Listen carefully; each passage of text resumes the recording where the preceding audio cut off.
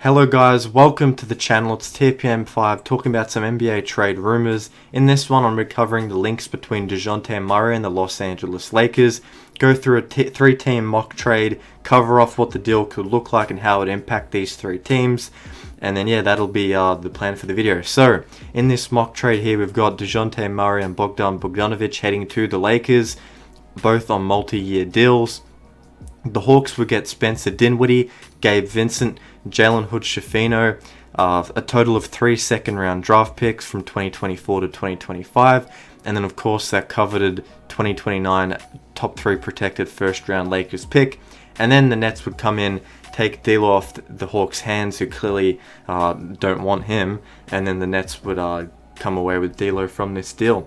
So when you look at the fit of Dejounte Murray and the Los Angeles Lakers, he's a guy who has learned a little bit to play off the ball in Atlanta to varying success. However, what he does do is undisputable, which is impact the game on the offensive and defensive side of the ball. The Lakers are in desperate need of guard defense, and the term that has been thrown around a lot in the reports is a point of attack defender, someone to stop the opposing team's guards. Himself, Murray, averages 21.5 points alongside 5 assists. And then he's having a career best year on the offensive side of the ball, shooting 38% from 3 on a total of 6 attempts, a career best output in terms of volume.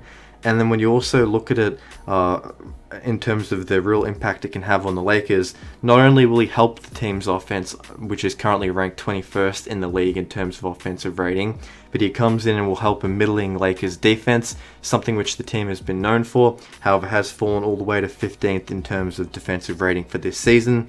And then we look at a guy like Bogdan Bogdanovic. He shoots the 3 ball at a high level, averaging 17 points, however shoots 37% from 3 on 8.5 attempts per game, which will go a long way to help the Lakers' struggles from 3, which have seen them be rather mediocre from beyond the arc this season. I guess a big question for the Lakers, if you are to do this deal, is how far are you willing to double down in terms of this LeBron James era. He is 39, he has a player option for this offseason. You want to be sure that the risk you're taking is something that you can kind of pivot from if LeBron leaves. And also the play of D'Lo pretty much in January has been superb, and you need to be sure that getting Dejounte Murray in terms of fit and also, basically, in terms of fit is enough of an upgrade.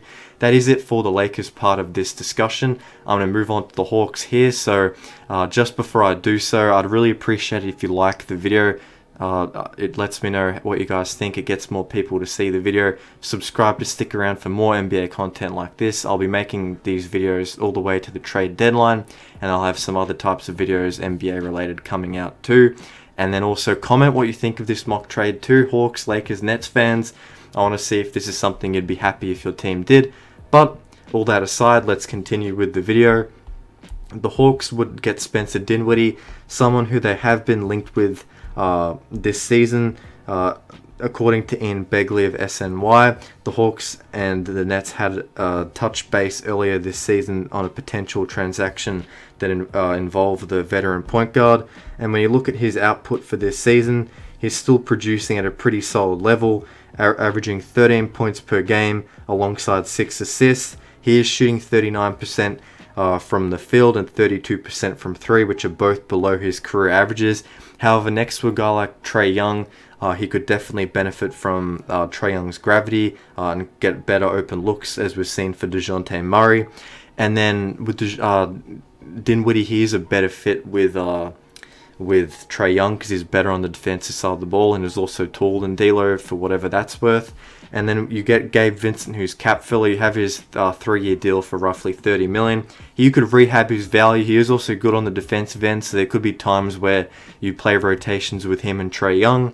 And then obviously Jalen Hood-Schifino was in the trade. He was a first-round pick in the previous draft, but hasn't played nearly enough NBA time at a consistent level to really make judgments on him. Let's just say his value is really low and they're going to get him on the cheap.